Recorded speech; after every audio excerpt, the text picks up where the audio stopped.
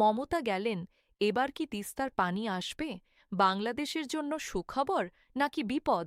কল্পনা করুন, আপনি একজন কৃষক। রংপুরে আপনার জমি আছে, কিন্তু প্রতি শীতে আপনার জমির পাশ দিয়ে বয়ে যাওয়া নদীটা শুকিয়ে যায়, কারণ উজানে একজন মহিলা একটা কলম হাতে নিয়ে বসে আছেন। সেই কলম দিয়ে একটা সই করলেই আপনার জমিতে পানি আসত, কিন্তু ১৫ বছর ধরে তিনি সেই কলম নামাননি। এখন সেই মহিলা ক্ষমতায় নেই। তাহলে কি এবার পানি আসবে, নাকি এটা আরেকটা মিথ্যা প্রতিশ্রুতি? আজকে আমরা এই প্রশ্নের উত্তর খুঁজব, তথ্য দিয়ে, বিশ্লেষণ দিয়ে। কারণ এই একটা চুক্তি কোটি মানুষের জীবন বদলে দিতে পারে। চলুন শুরু করি। তিস্তা নদীর জন্ম সিকিমের পাহাড়ে, তোসো লামোহ হ্রদ থেকে। সেখান থেকে সে নামে ভারতের বুক চিরে পশ্চিমবঙ্গ পেরিয়ে বাংলাদেশে। কিন্তু এখানেই সমস্যা, নদীর মোট অববাহিকার ৮৩% ভারতে, বাংলাদেশ পায় মাত্র ১৭%। এই ১৭%-এ বাস করেন বাংলাদেশের ৮.৫% মানুষ। এখানে উৎপন্ন হয় দেশের ১৪% ফসল। রংপুর, কুড়িগ্রাম, নীলফামারী, লালমনিরহাট এই অঞ্চলের কৃষকরা তিস্তার পানির ওপর নির্ভর করেন বোরো ধান চাষের জন্য। কিন্তু প্রতি শুষ্ক মৌসুমে, জানুয়ারি থেকে মে, তিস্তায় পানি থাকে না, কারণ ভারত উজানে বাঁধ দিয়ে পানি টেনে নেয়। বাংলাদেশ পায় তলানি। এটা শুধু কৃষির সমস্যা না, এটা মানুষের অস্তিত্বের সংকট। ২০১১ সাল, সব প্রস্তুত, চুক্তির খসড়া চূড়ান্ত। ভারতের প্রধানমন্ত্রী মনমোহন সিং ঢাকায় আসছেন, বাংলাদেশ অপেক্ষায়। এবার তিস্তার পানি মিলবে। সেই প্রস্তাব বলছিল ভারত পাবে ৪২.৫%, বাংলাদেশ পাবে ৩৭.৫%। কিন্তু শেষ মুহূর্তে কলকাতা থেকে একটা ফোন এলো। পশ্চিমবঙ্গের মুখ্যমন্ত্রী মমতা বন্দ্যোপাধ্যায় বললেন, আমি রাজি না, এবং সব শেষ, চুক্তি ভেস্তে গেল। বাংলাদেশ আবার খালি হাতে। এরপর থেকে ১৫ বছর ধরে বৈঠক হয়েছে, প্রতিশ্রুতি দেওয়া হয়েছে, ঘোষণা হয়েছে, কিন্তু চুক্তি হয়নি। মোদী সরকার বারবার বলেছে আমরা রাজি, কিন্তু মমতা বাধা দিচ্ছেন। তাহলে প্রশ্ন হলো, এখন মমতা নেই, এখন কি বলবেন মোদী? এটাই হলো আসল লিটমাস টেস্ট। ২০২৬ সালের পশ্চিমবঙ্গ বিধানসভা নির্বাচনে বিজেপি বিশাল জয় পেয়েছে। ১৫ বছরের তৃণমূল শাসনের অবসান হয়েছে। এমনকি মমতা নিজের আসনেও হেরেছেন। এখন পশ্চিমবঙ্গ ও কেন্দ্র দুটোতেই বিজেপি।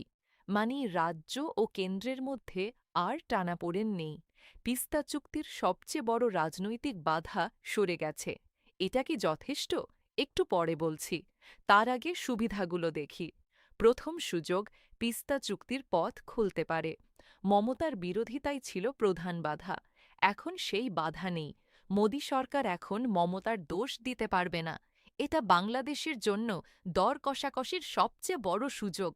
দ্বিতীয় সুযোগ, গঙ্গা চুক্তি নবায়ন। ১৯৯৬ সালের গঙ্গা পানি বণ্টন চুক্তি এই বছরই ২০২৬ সালের ডিসেম্বরে মেয়াদ শেষ হবে। এটা নবায়ন না হলে বাংলাদেশ আরও বড় সংকটে পড়বে। তিস্তায় অগ্রগতি হলে গঙ্গা চুক্তিও ভালো শর্তে হবে। তৃতীয় সুযোগ, বাণিজ্য ও সংযোগ বাড়বে। সীমান্ত বাণিজ্য, রোড করিডর, ট্রানজিট এগুলোতে রাজ্য সরকারের সহযোগিতা লাগে। বিজেপি শাসনে কেন্দ্রীয় নীতির সাথে মিল থাকলে এগুলো সহজ হবে। চতুর্থ সুযোগ, কূটনৈতিক সম্পর্ক উন্নয়ন। ২০২৪ সালের আগস্টে শেখ হাসিনার পতনের পর থেকে বাংলাদেশ ভারত সম্পর্ক ছিল টানটান।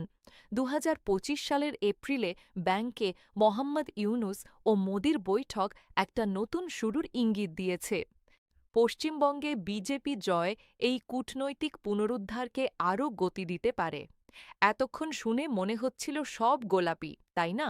কিন্তু না, এই পরিবর্তনের কিছু অন্ধকার দিকও আছে, যেটা অনেকে বলছেন না।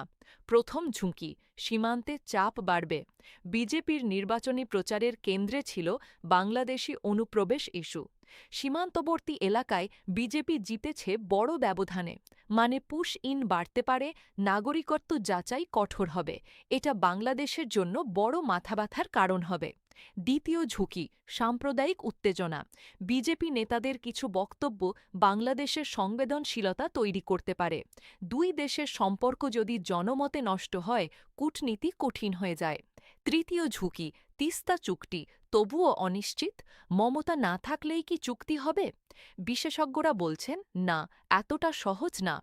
পশ্চিমবঙ্গের কৃষকরাও পানি চান, সেই চাহিদা তো মিটে যায়নি। এবং সবচেয়ে বড় প্রশ্ন, দিল্লি কি আদৌ চুক্তি চেয়েছিল নাকি মমতাকে ঢাল হিসেবে ব্যবহার করছিল?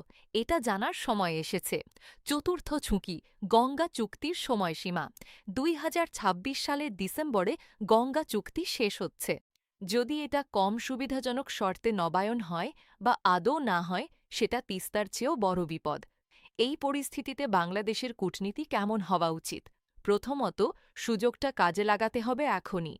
গত এপ্রিলে পররাষ্ট্রমন্ত্রী খলিলুর রহমান দিল্লিতে জয়শঙ্করের সাথে বৈঠক করেছেন। এটা ভালো সংকেত। কিন্তু বৈঠকে শুধু কথা হলে হবে না, ফলাফল চাই। দ্বিতীয়ত, তিস্তা এবং গঙ্গা দুটো একসাথে ধরতে হবে। গঙ্গা চুক্তির মেয়াদ শেষ হচ্ছে ডিসেম্বরে। এই দুটো ইস্যু মিলিয়ে একটা শক্ত অবস্থান নিতে হবে। তৃতীয়ত, বাংলাদেশ ফার্স্ট নীতি মেনে চলতে হবে। ভারত বড় প্রতিবেশী, এটা সত্য। কিন্তু বাংলাদেশের মানুষের ন্যায্য পাওনা চাওয়া দুর্বলতা না, এটা অধিকার। একটু থামুন, ভাবুন সেই কৃষকের কথা যার কথা ভিডিওর শুরুতে বলেছিলাম। রংপুরের সেই মানুষ যে প্রতি শীতে আকাশের দিকে তাকায় আর তার পাশের শুকনো নদীটার দিকে তাকিয়ে ভাবে, এবার কি পানি আসবে? ১৫ বছর ধরে সেই উত্তর আসেনি। এখন একটা পরিবর্তন এসেছে, সুযোগ এসেছে। কিন্তু সুযোগ নিজে নিজে কাজ করে না, কাজ করাতে হয়, দাবি তুলতে হয়, সচেতন থাকতে হয়। তাই বলছি, এই ভিডিওটা শেয়ার করুন, আপনার বন্ধুদের জানান। কারণ এই একটা ইস্যু কোটি মানুষের জীবন বদলে দিতে পারে। কমেন্টে লিখুন, আপনি কি মনে করেন, এবার সত্যিই তিস্তা চুক্তি হবে? লাইক দিন, শেয়ার করুন এবং সাবস্ক্রাইব করুন। পরের ভিডিওতে আমরা কথা বলবো গঙ্গা চুক্তি নিয়ে, কারণ সেটা হয়তো আরও বড় বিপদ। আজকের মতো এতটুকুই।